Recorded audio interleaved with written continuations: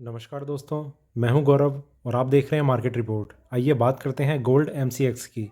दोस्तों, अभी आपकी स्क्रीन के सामने ये गोल्ड एमसीएक्स का चार्ट है जिसमें मैंने 5 मिनट के टाइम फ्रेम को लगाया हुआ है और इसमें जिस तरीके की मूवमेंट लास्ट ट्रेडिंग सेशन में रही और पिछले पूरे हफ्ते पूरे महीने हमने जिस तरीके का एक ट्रेंड देखा है, उसे देखते हुए हम ये समझने की कोशिश करेंगे कि आने वाले टाइम में, सेशन में, महीने में, हफ्ते में किस तरीके का ट्रेंड हम एक्सपेक्ट कर रहे हैं गोल्ड से।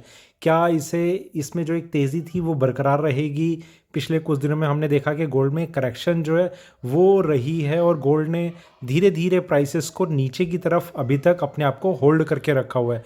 तो आने वाले टाइम में किस तरीके का सेशन हमें देखने को मिलेगा, उसको देखते हुए हम बात करेंगे सपोर्ट और रेजिस्टेंस की भी। तो आइए शुरू करते हैं 5 मिनट के टाइम फ्रेम पे गोल्ड एमसीएक्स का चार्ट। दोस्तों, ट्रेंड जिस तरीके का हम देख रहे हैं मार्केट में, एक selling buying selling buying selling buying, इस पूरे मार्केट में आप अगर कुछ भी एक फ्रेश ट्रेड लेते हैं तो कुछ ऐसा नहीं क्लियर है कि मार्केट में आपको कहीं पर किसी भी साइड कोई बहुत बड़ा प्रॉफिट होने वाला है। देखिए, आप किसी भी जगह आपने बाइंग कर रखी होती, सेलिंग कर रखी होती, मार्केट एक बहुत रेंज में रहा है। और रेंज भी कोई बहुत ज़्यादा बड़ी नहीं है। मार्केट ने सिर्फ स्ट्रगल ही करा है ऊपर जाने के लिए, नीचे आने के लिए, और उसी के बीच में मार्केट का ट्रेड चलता रहा है। इस तरीके का ट्रेंड अभी हमें देखने को मिला है पूरे दिन। लास्ट ट्रेडिंग डे था महीने का, हफ्ते का, और मार्केट ने किसी भी डायरेक्शन को कंटिन्यू नहीं रखा। एक जैसे जो क्लोजिंग प्राइस इसका इससे लास्ट डे में था, उसी के आसपास इसने अपने आप को होल्ड करके रखा है प्राइसेस को। बहुत ज़्यादा तेज़ी नहीं, बहुत ज़्यादा मंदी नहीं। प्राइसेस नीचे आते हैं, ऊपर कवर कर जाता है, ऊपर जाते हैं, नीचे आ जाता है मार्केट।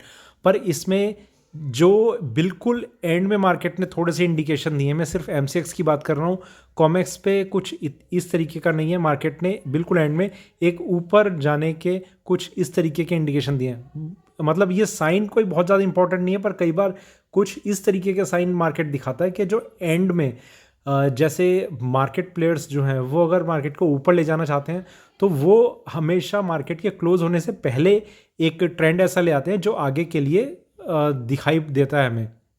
बहुत ज़्यादा स्ट्रांगली मैं इस चीज़ पे बिलीव नहीं करता, पर एक मॉनिटर ज़रूर करता हूँ इन चीज़ों को कि ये क्या वाकई में ऐसा हो रहा है या नहीं हो रहा। ठीक है, थोड़ा सा और आगे चलते हैं एक बार 15 मिनट के टाइम फ्रेम पे, वहाँ देखते हैं कि किस तरीके का व्यू हमें नज़र आ रहा है।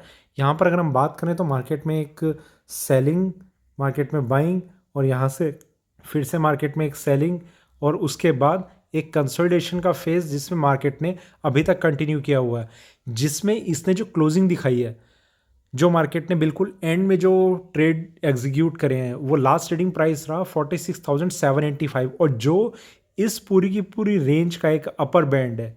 तो इस बैंड के ऊपर मार्केट का ओपन होना ही, देखिए, जो मार्केट की ओपनिंग है, वैसे तो मंथली ओपनिंग है तो बहुत एक मेजर डिफरेंस भी हो सकता है, गैप अप ओपनिंग या गैप डाउन ओपनिंग।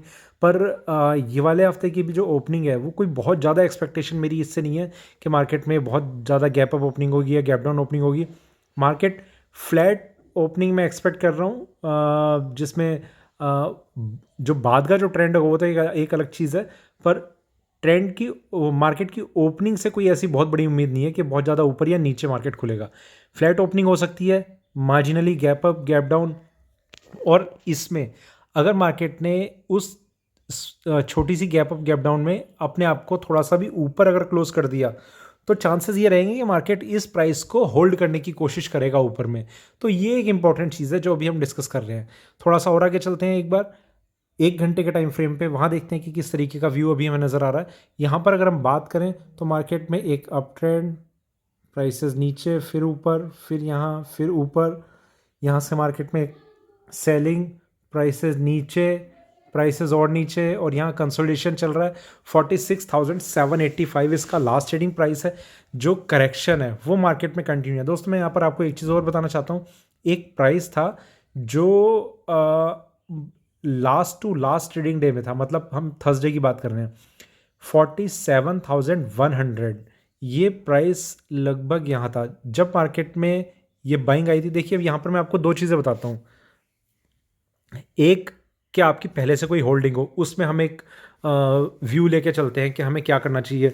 होल्ड कर सकते हैं उसे, या फिर एवरेजिंग कर सकते हैं, या फिर सिर्फ इसे इंट्राडे में हमें होल्ड रखना है।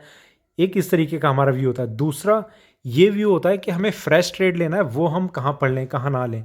देखिए, यहाँ पर एक जो स्ट्रॉन्ग मेरा व्यू था वो ये था कि इस 300 को ब्रेक करने के बाद हम उस ट्रेड को लें। वो ट्रेड नहीं आया। उसके बाद एक व्यू था यहाँ पर, जब मार्केट काफ़ी नीचे आ गया, ये मार्केट तेज़ी दिखा रहा था, यहाँ पर एक प्राइस था 47,100, ये भी ब्रेक नहीं हुआ, मार्केट नीचे रहा। नीचे रहने के बाद मार्केट अभी तक उस लेवल के नीचे ही ट्रेड कर रहा है, जो हम एक्सपेक्ट कर रहे हैं कि मार्केट में उस किसी एक पर्टिकुलर प्राइस के ब्रेक होने के बाद मार्केट में बाइंग आ सकती है। तो वो प्राइस अभी तक ब्रेक नहीं हुआ है। मार्केट में बाइंग भी उस तरीके की अभी स्टार्ट नहीं हुई है जो हम एक्सपेक्ट कर रहे हैं। ठीक है, एक सेलिंग करेक्शन अभी तक कंटिन्यू है। देखते हैं अभी आगे का ट्रेंड कैसा रहता है, पर ये एक्सपेक्टेड ज़रूर है कि गोल्ड में जो एक करेक्शन है ये अब ज़्यादा नहीं बची है। मार्केट एक सपोर्ट ले सकता है और एक टर्न लेने की कोशिश फिर से करने वाला है। तो वो कौन कौन से लेवल्स हैं, क्या बहुत ज़्यादा नीचे है वो सपोर्ट लेवल कहाँ है, उसकी अभी हम बात करेंगे। थोड़ा सा और आगे चलते हैं 4 घंटे के टाइम फ्रेम पे, वहाँ देखते हैं कि किस तरीके का व्यू हमें नज़र आ रहा है। यहाँ पर अगर हम बात करें तो मार्केट में एक सेलिंग, प्राइसेस नीचे, यहाँ थोड़ा सा कंसोलिडेट हुए, थोड़ा सा भी नहीं है, बहुत ज़्यादा कंसोलिडेट हुए। यहाँ से मार्केट में एक बाइंग आई, अप ट्रेंड जो था वो काफ़ी ऊपर तक गया। 48,429 का हाई मारने के बाद मार्केट नीचे आकर इन कुछ लेवल्स पे अभी कंसोलिडेट हो रहा है। यहाँ पर हम देख रहे हैं कि 2 ट्रेडिंग डे हो चुके हैं मार्केट को। 2 ट्रेडिंग डे में भी 1.5 कहना चाहिए एक्चुअली, क्योंकि उससे जो लास्ट ट्रेडिंग डे था उसमें मार्केट ने मॉर्निंग सेशन में अपने आप को थोड़ा इससे ऊपर होल्ड करके रखा था। वहाँ से एक करेक्शन आई और मार्केट ने अभी फ़िलहाल इन लेवल्स पे 1.5 दिन से अपने आप को कंसोलिडेट करने में रोका हुआ है। प्राइसेस ऊपर नहीं जा पा रहे हैं, प्राइसेस नीचे रुके हुए हैं, पर नीचे की जो डाउन साइड थी वो अभी कंटिन्यू नहीं कर पा रहे हैं। मतलब एक जो गिरावट थी वो अभी कहीं होल्ड होती नज़र आ रही है। ठीक है, थोड़ा सा और आगे चलते हैं एक बार डेली चार्ट्स पे, वहाँ देखते हैं कि किस तरीके का व्यू हमें नज़र आ रहा है। यहाँ पर अगर हम बात करें तो मार्केट में एक सेलिंग, प्राइसेस नीचे और यहाँ से थोड़ा सा रिकवरी, फिर प्राइसेस नीचे और यहाँ से मार्केट में एक स्ट्रेंथ, यहाँ से मार्केट ने एक करेक्शन दिखाई हुई है। यहाँ पर देखिए एक चीज़ आप देख रहे हैं कि मार्केट ने एक कंटिन्यूस एक डाउन ट्रेंड दिखाया हुआ है। कोई भी कैंडल हमें ग्रीन नज़र नहीं आएगी। 1 2 3 4 5 6, इसे तो खैर छोड़ देते हैं, तो ऐसे ही है। मतलब 6 या 7 कैंडल कुछ भी कह लीजिए, ये कंटिन्यूएशन में है, मतलब रेड पे रेड। ग्रीन कैंडल जो भी क्रिएट होगी वो मार्केट के लिए एक बहुत मेजर सपोर्ट होगा। ठीक है, किसी एक कंटिन्यूएशन के बाद कोई भी एक कैंडल किसी एक कलर, मतलब डिफरेंट कलर की अगर क्रिएट होती है तो वो मार्केट को एक अच्छा सपोर्ट देती है। ये चीज़ आप किसी भी टाइम फ्रेम पे, किसी भी स्क्रिप्ट पे आप देख सकते हैं। कोई भी ट्रेडिंग इंस्ट्रूमेंट हो, उसमें कंटिन्यूएशन में कोई बाइंग चल रही है और वहाँ पर एक रेड कैंडल अगर क्रिएट हो जाती है तो वो एक अच्छा रेजिस्टेंस बना देती है। इसी तरीके से जो ये रेड कैंडल क्रिएट हो रही है, एक भी ग्रीन कैंडल अगर क्रिएट होती है तो वो एक अच्छा सपोर्ट बना देगी। इसके बाद एक और चीज़ जो हम डिस्कस कर रहे हैं, ट्रेंड लाइन कंटिन्यू होकर आ रही है। ये अभी तक हम बात कर रहे थे कि ये बिल्कुल इसके एग्जैक्ट प्राइस पर है। यहाँ से मार्केट में कोई भी अब बाइंग आती है तो ये ट्रेंड लाइन पहले मार्केट ब्रेक कर देगा और ये हॉरिजॉन्टल लाइन ये बाद में ब्रेक होगी। इसका ये मतलब है कि इस ट्रेंड लाइन के ब्रेक होते ही मार्केट को एक अच्छी स्ट्रेंथ मिल जाएगी और प्राइसेस जो है वो और ऊपर जाने के लिए अपने आप को प्रिपेयर कर लेंगे। बिल्कुल अब एग्जैक्ट मार्केट उस लेवल पे है कि इस रेजिस्टेंस का मार्केट को ब्रेक करना एक हेल्दी स्ट्रेंथ मार्केट को देगा और प्राइसेस जो है वो ऊपर के लिए शूट अप कर जाएंगे। पर ये चीज़ होगी भी या नहीं होगी, ये सबसे बड़ा सवाल है। और उसके लिए हम किस किस तरीके की स्ट्रेटजी को फॉलो कर सकते हैं उस पर अभी हम ध्यान देंगे। वापस चलते हैं 1 घंटे के टाइम फ्रेम पे और अब उन लेवल्स को हम डिस्कस करेंगे जो हमारे लिए आने वाले सेशन में इंपॉर्टेंट है। देखिए एक चीज़ तो हम देख रहे हैं कि मार्केट में जो करेक्शन है वो पिछले 6-7 ट्रेडिंग सेशन से चल रही है। इसमें एक प्राइस है जो हमारे लिए इंपॉर्टेंट है और जो सबसे नियरेस्ट पॉइंट है, ये प्राइस है 46,870।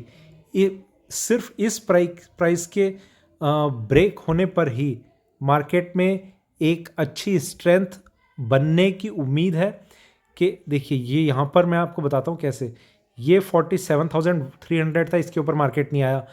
47,100 था, इसके ऊपर मार्केट नहीं आया। अब 46,870, इसके ऊपर जैसे ही मार्केट आएगा मार्केट में स्ट्रेंथ बननी शुरू हो जाएगी। ये पहला लेवल है जो मार्केट ब्रेक करेगा और ये एक अच्छी स्ट्रेंथ की अभी शुरुआत दिखा सकता है। इसके ऊपर जो प्राइस है, देखिए इस प्राइस के ब्रेक करने का सिर्फ एक ही मतलब है कि प्राइसेस अब एक फ्रेश लो लगाने के लिए बहुत हिम्मत दिखाएंगे तब जाकर एक फ्रेश लो लग पाएगा, अदरवाइज मार्केट में एक फ्रेश लो लगना फिलहाल के लिए पॉसिबल नहीं हो पाएगा अगर ये प्राइस ब्रेक हो जाता है। आप एक एक चीज़ आप ध्यान से सुनिए। दूसरा जो लेवल है वो थोड़ा सा ऊपर है 47,110।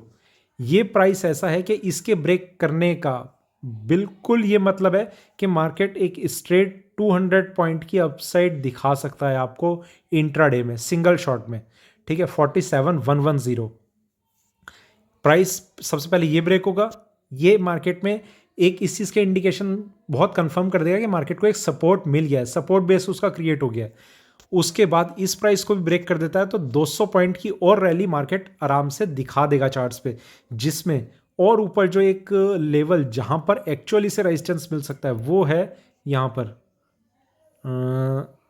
इस प्राइस को हम समझ सकते हैं 47,600।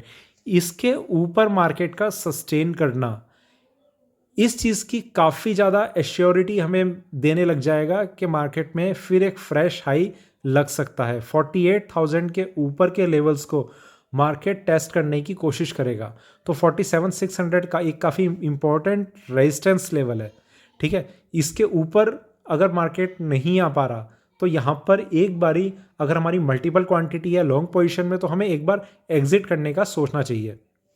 दूसरा, नीचे में एक बहुत स्ट्रॉन्ग सपोर्ट लेवल है 45,900। इसके ऊपर ही प्राइसेस के सस्टेन करने की उम्मीद है। यहाँ पर देखिए मैं आपसे ये कहना चाहता हूँ कि पहली चीज़ कि आप फंड किस तरीके से मैनेज करते हैं, ये एक इम्पॉर्टेंट चीज़ है जो आपको ध्यान देना है। आपने 100 रुपये लगा रखे हैं, आप 100 के 100 एक बारी में रिस्क लेना चाहते हैं या 100 में से 10 का रिस्क लेना चाहते हैं, तो हर किसी की अपनी स्ट्रैटेजी होती है। इस पर मैंने कई बार मैंने एक्सप्लेन करने की कोशिश की है कि बेस्ट वे क्या हो सकता है हमारे लिए, हम किस तरीके से अपने फंड्स को मैनेज करें। वो अगर आप कहेंगे तो उसके लिए भी हम एक वीडियो में डिस्कस कर लेंगे, एक डिटेल्ड एक रिव्यू ले लेंगे इस चीज़ का कि क्या अगर हमारी 100 रुपये की कैपिटल है तो हमें किस तरीके से उसे सही तरीके से मैनेज करना चाहिए, ठीक है। मार्केट में 45,900 एक बहुत स्ट्रॉन्ग सपोर्ट लेवल है। इसके ऊपर जब तक वो अपने आप को होल्ड करके रख रहा है, जो पोजिशनल होल्डर्स हैं गोल्ड में लॉन्ग पोजीशन में, उन्हें कोई बहुत बड़ा रिस्क नहीं है। मार्केट यहाँ से कंसोलिडेट होके अभी मार्केट ऊपर जाने की तैयारी कभी भी कर सकता है। नीचे में एक और चीज़ है, एक हल्का सपोर्ट लेवल है वो है 46,600 के नीचे इसके प्राइसेस का होल्ड होना। 46,600 इसके नीचे प्राइसेस का होल्ड होना। इसके नीचे अगर प्राइसेस होल्ड हो सकते हैं तो हो सकता है कि थोड़ी सी और करेक्शन मार्केट दिखाने की कोशिश करे, पर उसकी उम्मीद अभी इतनी ज़्यादा नहीं लगाई जा रही। दोनों में से कोई एक फैक्टर भी, चाहे वो USD INR हो, चाहे वो गोल्ड USD हो, किसी एक ने भी स्ट्रेंथ दिखा दी, गोल्ड MCX को एक अच्छी स्ट्रेंथ मिलने लग जाएगी। तो ये कुछ लेवल्स हैं जो अभी हमने डिस्कस किए, जो हमारे लिए आने वाले सेशन में, आने वाले महीने में काफ़ी इंपॉर्टेंट होने वाले हैं, जिसमें से कुछ लेवल्स ऐसे हैं जो इस हफ्ते थ्रू आउट द वीक हमारे लिए काफ़ी इंपॉर्टेंट रहने वाले हैं। तो दोस्तों, इसमें कुछ भी कन्फ्यूजन हो आप मुझे कमेंट सेक्शन में मैसेज कर सकते हैं। इन केस अगर आपको कन्फ्यूजन है, कुछ कमेंट्स मेरे पास ऐसे आते हैं कि आप हमें बताएं कि खरीदें या बेचें, हमें नहीं सुनना और कुछ भी जो मैं एक्सप्लेन कर रहा हूँ। देखिए, अगर इतना ईजी होता कि खरीदना है या बेचना है तो आपको पैसा अपने पास नहीं रखना चाहिए, किसी और को दे देना चाहिए। जो फंड मैनेजर हैं आप उन्हें दे दीजिए, जो म्यूचुअल फंड मैनेज करते हैं उन्हीं वही उस सरदर्दी को लेंगे कि उन्हें खरीदना है बेचना है। आपको अगर सिर्फ इतना इजी लगता है कि सब कुछ मैनेज करना, सब कुछ इतना इजी है कि मार्केट में आ गए हैं और अब तो हमने पैसा लगा दिया बस, अब हमें देखिए, अगर इतना इजी होता तो कोई गवर्नमेंट काम ना कर रही होती, कोई सिस्टम काम ना कर रहा होता, सब के सब मार्केट में पैसा लगा के कोई बिजनेस नहीं चला रहा होता, सब मार्केट में पैसा लगा के यहीं से मार्केट से कमा रहे होते। मार्केट में आपकी इन्वेस्टमेंट भी चाहिए, आपका टाइम भी चाहिए, आपकी नॉलेज भी चाहिए और एक थॉरो स्टडी भी चाहिए। आप कैसे स्टडी कर रहे हैं मार्केट को। ऐसा नहीं कि आपने मार्केट को सिर्फ देखा और बस भूल गए, आपने पैसा लगाया, स्टॉप लॉस लगाया। स्ट्रेटेजाइज कैसे करना है आपको चीज़ों को कि कहाँ पर ख़रीदना है, अगर स्टॉप लॉस हो रहा है तो क्या सारी पोजीशन से निकलना है, क्या आपका व्यू था लॉन्ग पोजीशन का, शॉर्ट पोजीशन का, अभी निकल के दोबारा ख़रीदना है या फिर नीचे आ जाए तो दोबारा हमें बाइंग करनी है, एडिशनल बाइंग करनी है। बहुत सारे सवाल आपके सामने वो होते हैं कि आपको अपने फंड्स को किस तरीके से मैनेज करना है। बाइंग और सेलिंग तो सिर्फ एक चीज़ है जो आप पूछते हैं, उसके बाद आप फंड्स किस तरीके से मैनेज कर रहे हैं, आप अपनी स्ट्रेटेजी क्या मेंटेन कर रहे हैं। इन चीज़ों पे उस हर ट्रेडर को ध्यान देने की ज़रूरत है जो सिर्फ ये जानना चाहता है कि मैं खरीदूं या बेचूं, बस मुझे ये बता दो, ठीक है। और इसके बाद भी आपको कुछ अगर पूछना है, देखिए यूट्यूब पे मैं ज़्यादा रेस्पॉन्ड नहीं कर पाता, टेलीग्राम पे आप मुझे मैसेज करेंगे तो मैं वहाँ पर थोड़ा सा लेट ही सही पर मैं रेस्पॉन्ड ज़रूर करता हूँ। तो वहाँ पर आप मुझे मैसेज कीजिए, मार्केट रिपोर्ट 08 मेरा टेलीग्राम आईडी है।